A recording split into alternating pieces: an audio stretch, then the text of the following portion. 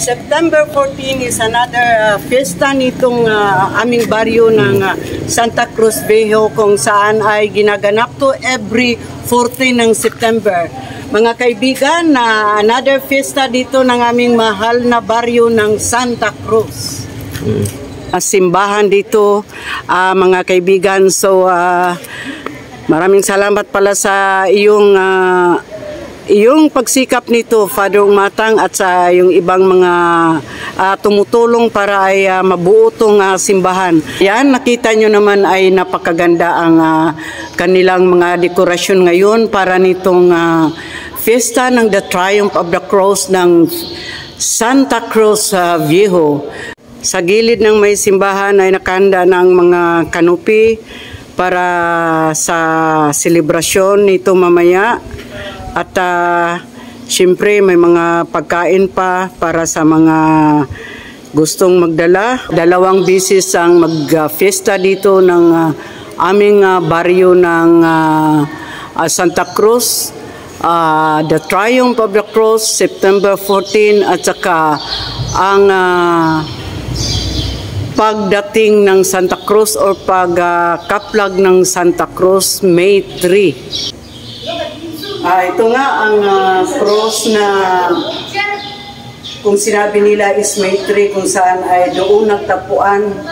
Kaya guys, 2 fiesta dito ng aming baryo, May 3 at saka September 14. Kaya ito na ang cross pagdating ng cross dito ng May 3, pagkaplag ng cross.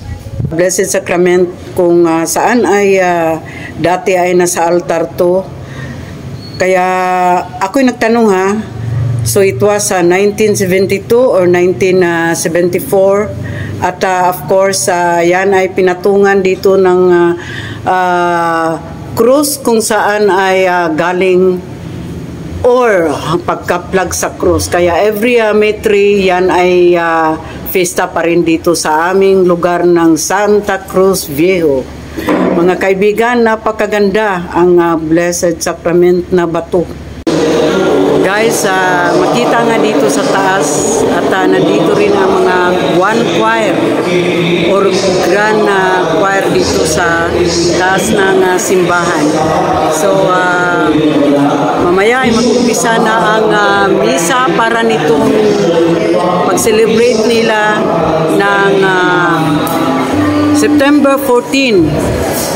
Dito ang Grand Choir, kung saan ay nagtipon sila para sila ay kumanta ng para nitong pistahan ng September 14 dito ng Santa Cruz Viejo.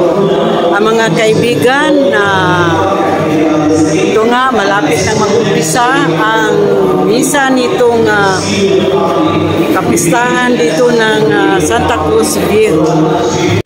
Lapit na nga mag-umpisa ang kanilang kapistahan dito ng Santa Cruz Viejo, mga guys. Kaya tama nga alas 2 ng hapon at mamaya ay meron pang mga kainan doon sa labas. Tutok lang kayo dito nang pinakita ko sa inyo dito ng simbahan ng Santa Cruz Viejo.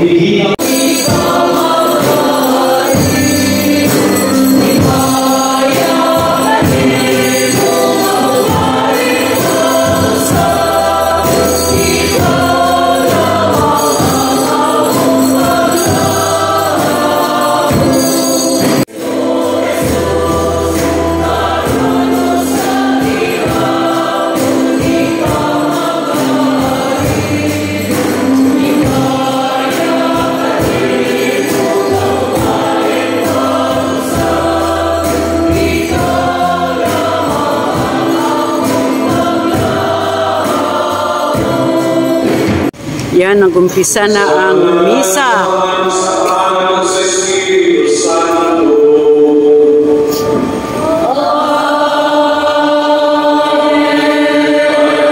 Ayan ang kanyang krus at handa na itong i-prosesyon ngayon dito sa aming lugar ng Santa Cruz. Masaya nga ang kanilang araw ng selebrasyon sa kanyang festa nitong araw. at kanya-kanyang mga pagkain dala nila every cluster. Mga kaibigan, ang saya at masaya ang lahat. Successful ang kapistahan ng Santa Cruz sa Viejo, kung saan ay ito yung sa kanyang Triumph of the Cross. Mga kaibigan, napakaganda ang araw na to. Maraming tao at syempre naman sila naman ay nakakain rin kahit hindi yung wala sa simbahan. Marami namang pumupunta para lang magsisikain lang. Ito nga traditional na every September 14 ay kailangan talagang ipagdiwang namin dito naming lugar sa kanyang The Triumph of the Cross, kung ang mga history kung anong pangyayari nito, kung paano to naibalik ang cross. Kaya mga kaibigan, at sana naman ay nagustuhan nyo itong pinakita kong video sa inyo. Maraming salamat sa inyong pagsubaybay. Maraming salamat sa inyong lahat.